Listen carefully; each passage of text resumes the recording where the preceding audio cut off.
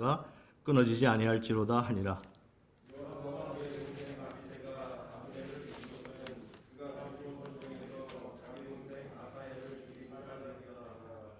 다윗이 요압과 및 자기와 함께 있는 모든 백성에게 이르되 너희는 옷을 찢고 굵은 배를 띠고 아브넬 앞에서 애도하라 하니라.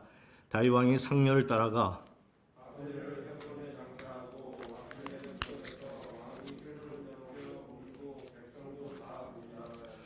왕이 아브넬을 위하여 애가를 지어 이르되 아브넬의 죽음이 어찌하여 미련한 자의 죽음 같은고.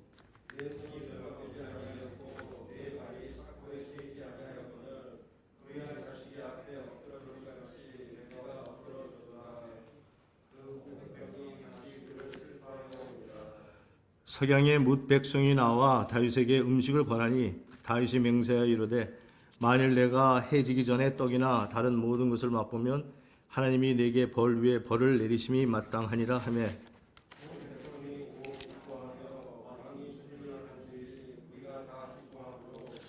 이 나라의 온 백성과 온 이스라엘이 넬의 아들 아브넬을 죽인 것이 왕이 아닌 것이 아닌 줄을 아니라.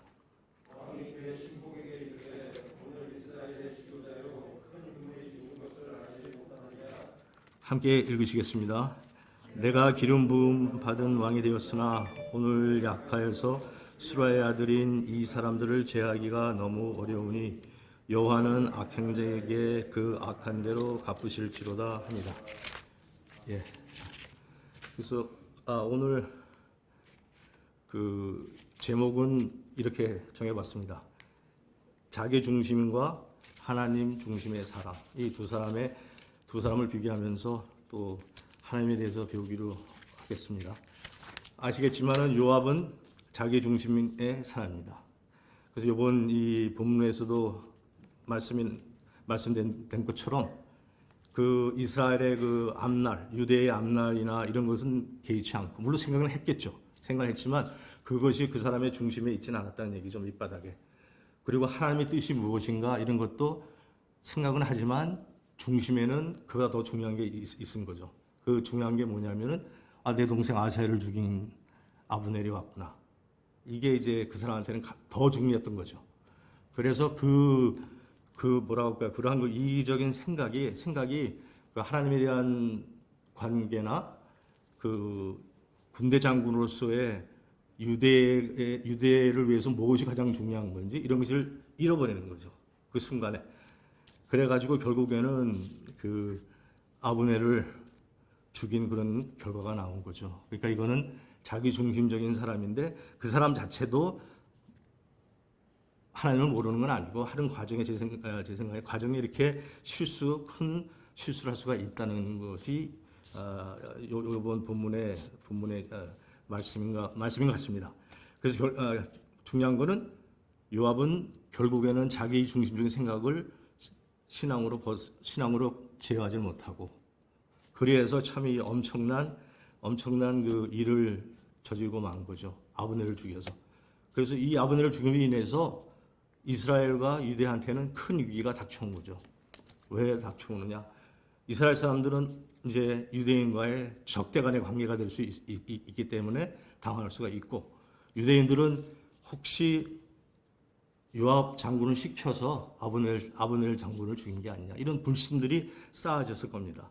그러니까 이게 다윗한테는 굉장히 큰 위기인데 그럼 이 위기를 다윗은 사울과의 관계에서도 그런 어려움 속에서도 계속 자기의 위치를 자기의 해야 할 일들을 잃지 않았잖아요. 힘들었지만 그러면서 하나님이 그것을 계속 훈련시켜서 그러한 경험이 있는데 제가 볼 때도 이번에도 그런 상황하고 비슷한 것 같아요. 이 위기 속에서 만약에 다윗이 하나님과의 관계를 좀 더 경솔하게 했거나 아니면 개인의 이기적인 그런 분노라고 그럴까요? 억울한 감정이랄까? 이런 자기 감정에 거기에 그냥 또 쌓이다 보면 신앙을 잃어버리게 되고 결국에는 또 이 요압하고 이제 충돌할 가능성이 많겠죠. 그리고 그냥 굉장히 그 유대 왕의 위치를 잃어버리니까 유대한테는 큰 혼란이 오겠고. 그런데 감사하게도 결국 여기에서도 다윗은 그 믿음의 자리를 지켰다는 거죠. 하나님 중심의 사람이라는 것을 다시 한번 확증한 거죠. 그래서 그 개인적인 그런 감정보다는 감정에서 섣불리 그 충돌해가지고 더 큰 일을 더 악한 어려움을 더 악화하고 혼란을 더 만드는 그런 것을 안 하고 하나님 중심에서 내가 해야 할 일이 무엇입니까를 분명히 물어봤을 거예요. 그리고 내가 해야 하는 본분이 무엇인가? 결국에는 하나님 중심의 믿음이죠. 믿음으로 자기가 해야 할 일을 바르게 알고 분별하고 그리하여서 바른 행동을 바르게 선택을 하고 바른 행동을 했기 때문에 결국에는 모든 유대인뿐만 아니라 이스라엘 사람들이나 모든 사람들한테 유익이 된 그러한 결과가 나온 거죠. 그래서 그것을 볼 때 이 37절에 보면은 이렇게 나오죠. 그 오해, 그 이스라엘의 오해와 그 유대인들의 그 불신들이 이러한 그 다윗 왕의 바른 선택과 행동에 의해서 이날에야 온 백성과 유대 백성과 온 이스라엘이 넬의 아들 아브넬을 죽인 것이 왕이 한 것이 아닌 줄 아니라. 그러니까 그 전까지는 의심하고 분노하고 이럴 수가 있느냐 이러한 좋지 못한 감정들이 꽉 쌓을 거예요. 그렇지만은 이 다윗의 이런 바른 선택, 무슨 선택이냐? 바른 선택 행동인데 진심으로 아브넬 장군을 슬퍼했던 거죠. 그 슬퍼한 것을 모든 백성에게 보여줬고 이것이 뭐 수단이나 무슨 뭐 요령, 처세술이 아니고 이 다윗 왕의 신앙 자체, 삶 자체였죠. 내가 이 어려운 가운데 하나님과의 관계를 잃어버리지 않고 내가 하나님 앞에서 떳떳하게 내가 해야 할 일이 무엇인가 분명히 그것을 그 본질을 자연스럽게 보여준 거죠. 그러므로서 진심으로 아브넬의 죽음을 슬퍼한 겁니다. 그래서 백성들에게 그 31절과 31절서부터 33절까지 이제 나오는데 백성들에게 옷을 찢고 굵은 배를 띠고 그리고 이제 다윗 왕은 슬픈 애가를 짓고 식사를 안 하고 음식을 안 먹고 등등 정말 진심으로 그 슬픈 모습을 보여준 거예요. 그것을 볼 때 이스라엘 사람들은 우리에 대한 그런 적대감이 없는 거구나. 그러면서 이스라엘 사람들은 이제 좀 안도감을 가졌을 것이고 유대인 사람들은 가지고 있는 그 불신, 다윗 왕의 불신, 혹시 이게 또 정치 처세술이 아닌가. 그런 것들 그 생각이 여기서는 또 깨끗이 해결이 된 거죠. 그러니까 오히려 더 좋은 그 신앙 관계랄까요? 믿음의 관계랄까요? 더 좋은 그 왕과 그 신하들의 관계, 백성들의 관계가 이어지게 된 거죠. 그래서 이것을 볼 때 그 신앙인으로서 결국에는 나보다는 하나님 중심의 신앙의 삶을 살아야 되는 거 아닙니까? 그러다 그렇게 사는 분도 계시고 그러다 보면은 이런 고비가 있을 때 이 자리를 지킨다는 게 정말 쉽지는 않을 거예요. 그 감정 조절한다는 게 정말 쉽지 않을 겁니다. 그렇지만은 이런 이 다윗의 선배님의 모습을 보고 우리가 다시 한번 좋은 교훈을 가져야 되겠죠. 그리고 우리 삶 속에서 이런 모습이 나타나도록 해야겠죠. 그리고 결국 더 위대한 그런 그 모습은 예수님이 본인의 자리를 지켰다는 거죠. 죽기까지 십자가를 져야 되니까 십자가 자리를 지킨 거고요. 그리고 그 고통과 그런 모든 조롱, 그런 괴로움 속에서도 거기에서도 광도에게 인호의 복음을 전한 거는 마찬가지죠. 그러니까 십자가 위에서 죽는 순간까지 예수님의 위치 자리를 복음을 전파하는 그것을 하신 거죠. 그 마찬가지로 이제 다윗도 신앙인 선배로서 자기 자리를 지킴으로써 이 위기가 전화위 오게 돼서 좋은 위기 모든 사람한테 나라와 사람들한테 유익이 됐다는 것이 큰 도전인 것 같습니다. 그리고 이제 마지막으로 이제 한 가지 더 제가 생각한 거는 그 다윗과 요압과의 관계예요. 그러니까 다윗과 사울과의 관계고 제가 볼 때는 맥은 같은 맥락인 것 같아요.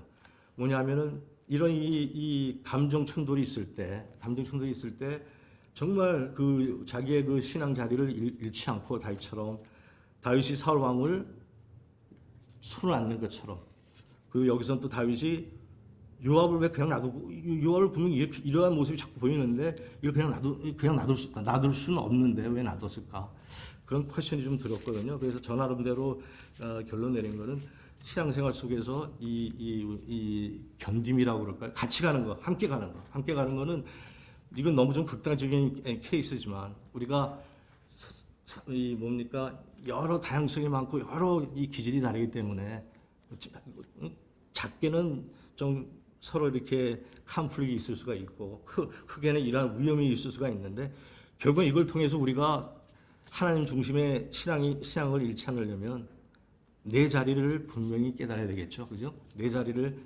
깨닫고 자리를 지킨다는 거 그게 굉장히 큰 도전인 것 같아요. 그래서 여기서도 이 다윗이 얼마나 견뎠을까, 얼마나 이 심리를 왜냐하면 자기 자리, 자기의 위치를 분명히 알았을 테니까 하나님 앞에서.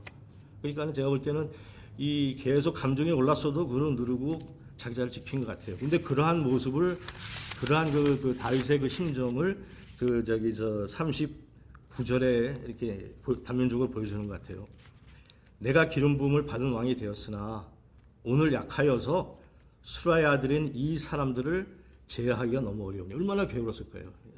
괴로웠을 텐데 또 제어하기도 쉽지만 그 가지고 있는 그러한 그 리소스나 이런 거 볼 때 그런 상황을 할 수도 없고 그런 상황도 안 좋고 그렇지만 그런 어려우니 여호와는 악행한 자에게 그 악한 대로 갚으실지로다 하니라. 그러니까 이 견딘다는 거 하나님 말씀 안에서 정말 내 자리를 지키도록 견딘다는 게 제가 볼 때는 참 큰 도전인 것 같아요.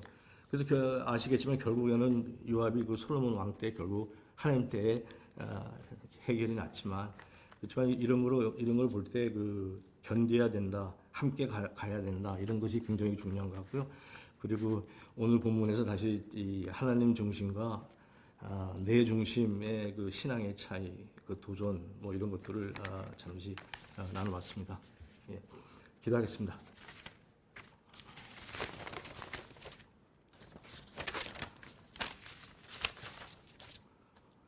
하나님, 오늘 말씀을 통해 하나님을 더욱더 알아갈 수 있도록 인도하시니 감사합니다. 하나님의 백성으로 살아갈 때 다윗처럼 내 중심의 삶보단 하나님 중심의 삶을 살아가도록 애쓰며 노력하는 우리가 되게 하옵소서. 특히 목사님과 사모님, 애슐리 전도사님과 함께 하셔서 주 안에서 승리하게 하옵시고 이 모든 것을 예수님의 이름으로 기도합니다. 아멘.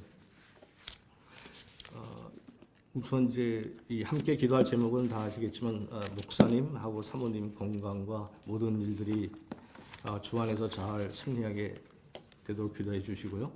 그다음에 EM과 CM과 그다음에 유트 적은 숫자지만 계속 기도해 주시고 특히 그 애슐리 전도사님 위해서 기도해 주시고 그리고 또 어려운 성도님들 생각나는 대로 기도해 주시면 감사하겠습니다.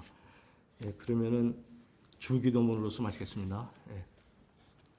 하늘에 계신 우리 아버지 이름이 거룩히 여김을 받으시고 나라의 임하여서 땅에서 선일같이 땅에서 이루시리라. 오늘 우리에게 일용할 양식을 주시고 우리가 우리에게 죄 지은 자를 사하여 준 것 같이 우리 죄를 사하여 주옵시고 우리를 심에 들게 하지 말게 하시며 다만 에게서 구하옵소서. 대개 나라와 근세와 영광이 아버지께 영원히 싸움나이다. 아멘.